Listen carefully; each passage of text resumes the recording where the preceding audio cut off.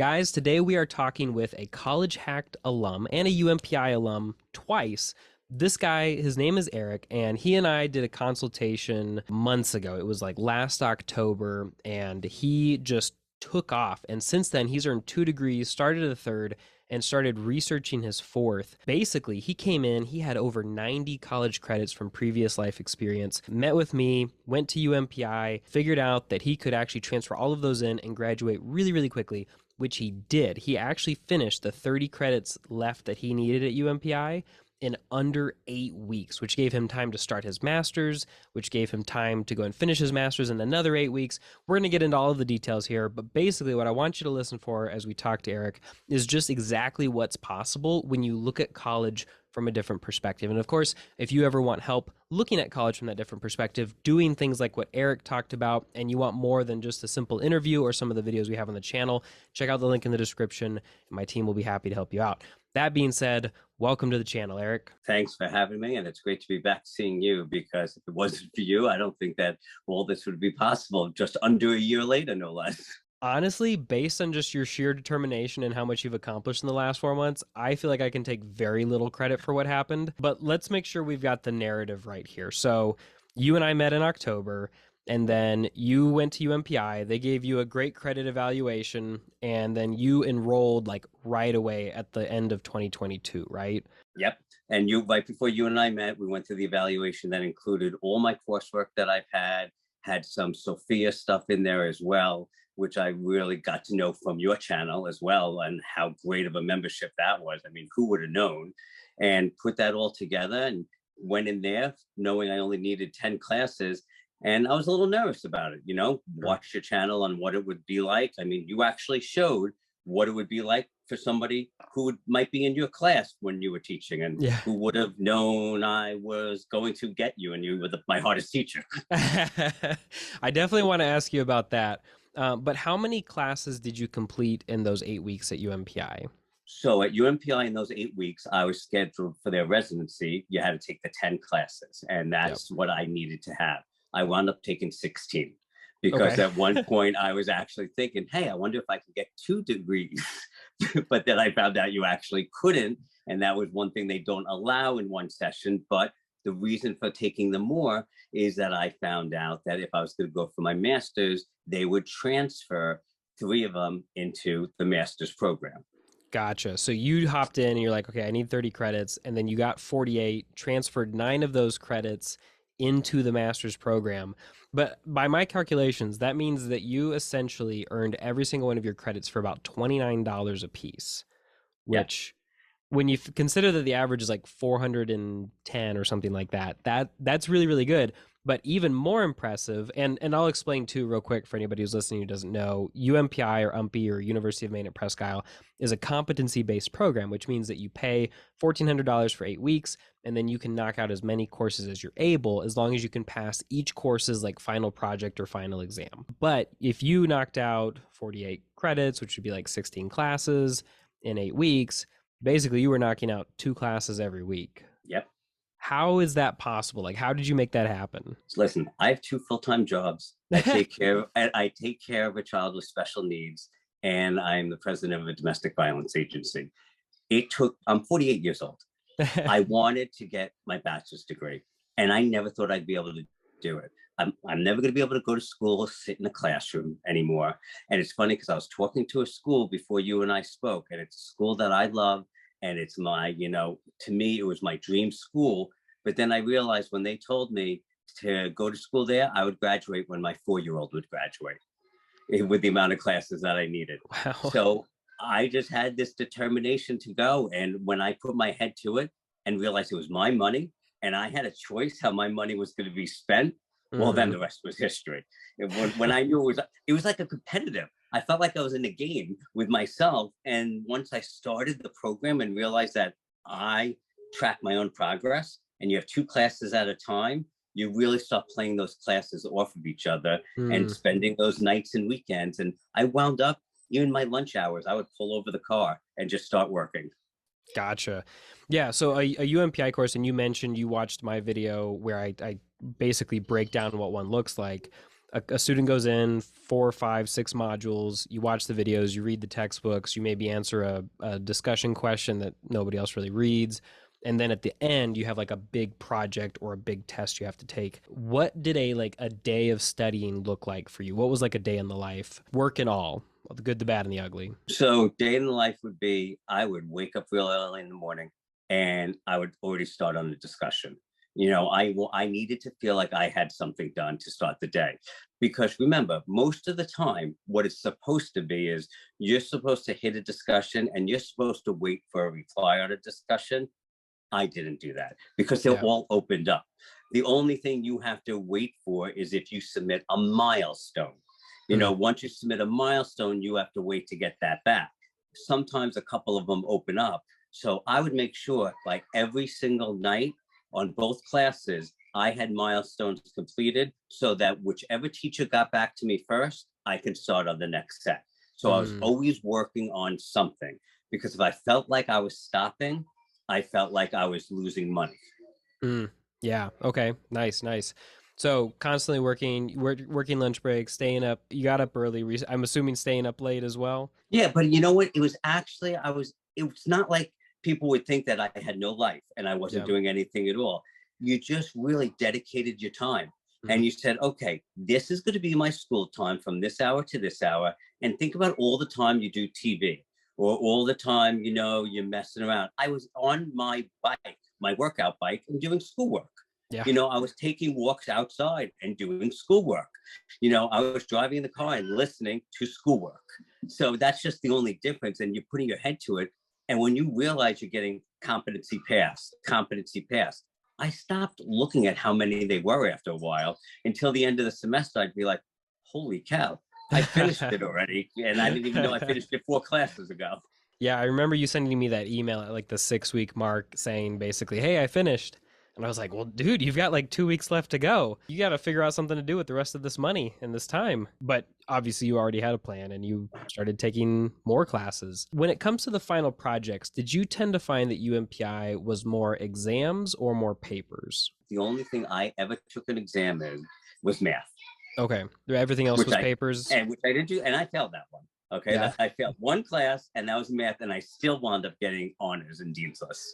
So UMPI is normally totally based on papers, and Yeah. that's what it is. But here's the good thing: you are not going into that paper blind. Every single milestone, as you stated, if anyone looks back to your review on UMPI and how it works a day in the life, it builds you up to that last paper. So Yeah. milestone 1 is like getting you to the introduction of your paper. Milestone 2. So if you use that feedback properly, you already know what that professor is looking for because they've already given you their feedback. And the Yes. greatest thing that they do is in that undergraduate work, you get to put a draft in. So you get a free trial to taste the food, get the feedback, and redo it again. Yeah, and having been on the other side of that, the professor side, I can completely guarantee that, yeah, those little milestones, the little discussion questions after each module, they are oftentimes based on the final project. And, if I had a student submit an answer where I was like, oh man, if they believe this when they get to the final project, that's going to be bad, I would correct him and say, hey, no, this isn't good. Go back and fix it. That way, by the time they got to the final project, they had at least the knowledge figured out, so they'd be able to do that project. Yeah, I remember some advice like that maybe you might want to do this one over again. Yeah. Yep, exactly, exactly. Yeah, and you were actually in my class and we were talking right before this interview and you said that my class was the hardest one. Yeah, it was definitely the hardest one. So, we've talked a little bit of how you did it through the undergrad. Let's move on to the next degree. Basically, UMPI has a Master's of Arts in Organizational Leadership.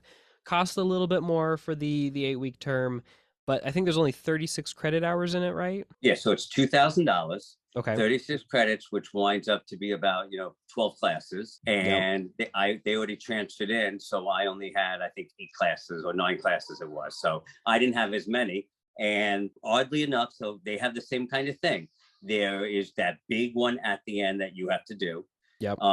which you have no idea what it's going to be like. Now, I read about other master's programs, and they say sometimes a master's is like a thesis, and Yep. it could be as bad as that. Well, let me tell you, it was the easiest class of the whole entire master's Eh, program. the Data final class driven. was? Oh Yeah. yeah, data driven decision making. The first class was the only one I got a B in.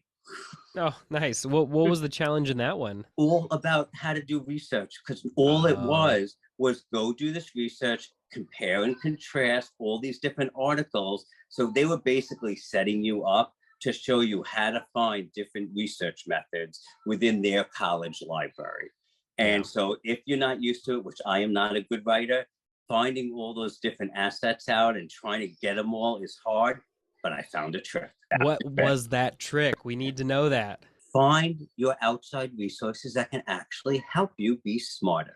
Now, I have family that's veterans. We're a veteran family here in New York. And there is actually something called tutor.com. Now, you can actually pay for tutor.com a membership as well, but it is free to military families. You don't have to be the military veteran.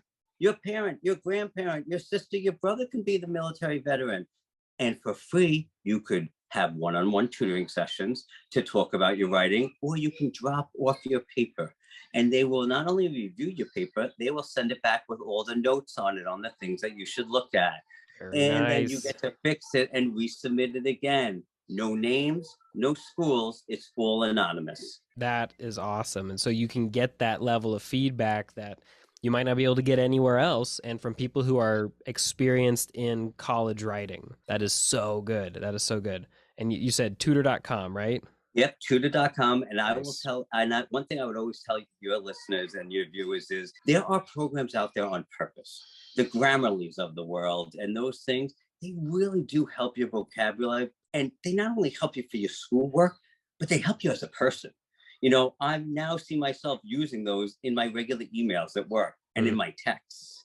You know, so those are really helpful things out there. And if I recall, and maybe I'm misremembering a little bit, I think you were kind of nervous about the writing side of going in and getting a class. Like, I think you kind of wanted, you would prefer a school that had less writing to it and more tests. Yep, we were talking, and it was between that school and Thomas, the one in New Jersey. Yep. And I was a little worried because I was like, I'm not a good writer. I'm a good public speaker. I'm not a good writer.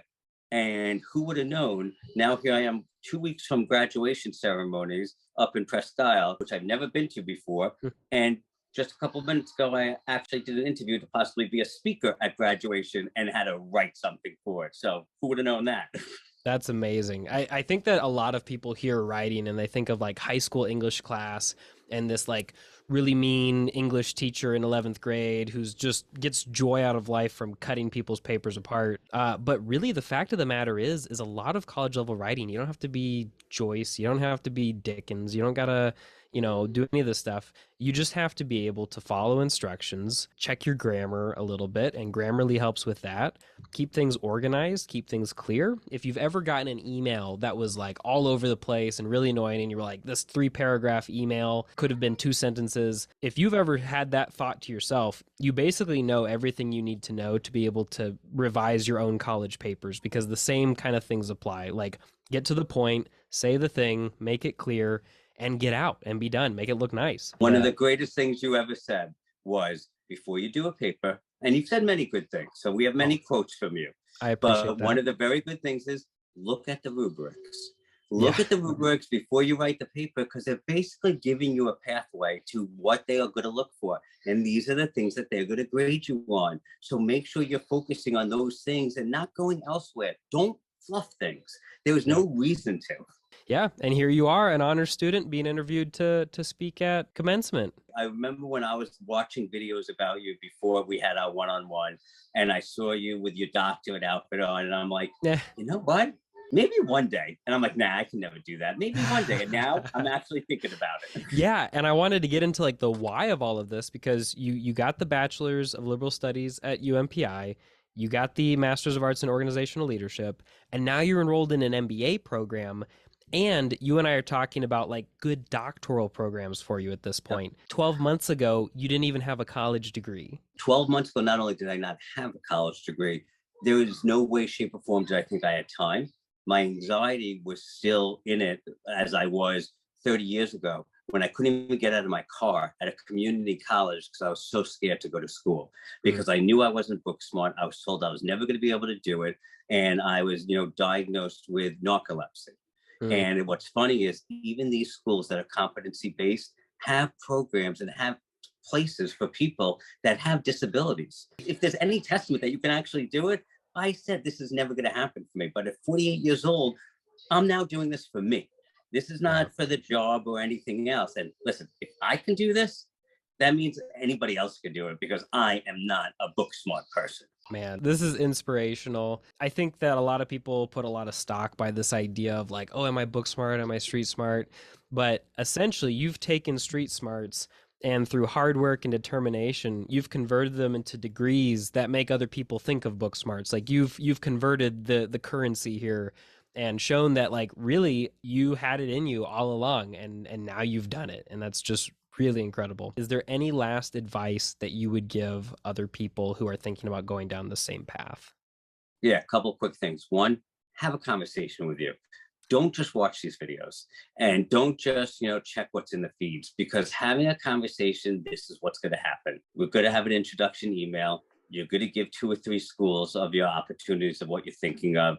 And then he's actually going to send you an email of your thoughts. And you might have been so dead set on a college or an institution because of their sports team or because of their colors or because of something you heard or read on a message board. And then after that phone call, you're going to realize, I never thought of that. I never thought of that. And it's actually worth it. Think about how much you spend on dinner. Think about how much you spend on a night out on drinks. So that's definite. The other thing is, when you're in it, just remember you're doing something for you that's going to be there forever. And the other main thing I want to tell everybody is this: today, where you are, you never thought you were going to be yesterday. You don't know where you're going to be tomorrow. But just make sure after you finish where you are today, help somebody else get to Mm, where you are now. that is really good advice. And I think that's exactly what you're doing here by coming on and telling other people about your experience. So I appreciate it. I'm sure everybody else does. Guys, I hope that you'll say something nice to Eric in the comments. We definitely appreciate having you on, Eric. Keep us posted about how it goes, finishing up that MBA and starting on that doctorate. Go Owls. All right. Happy hacking.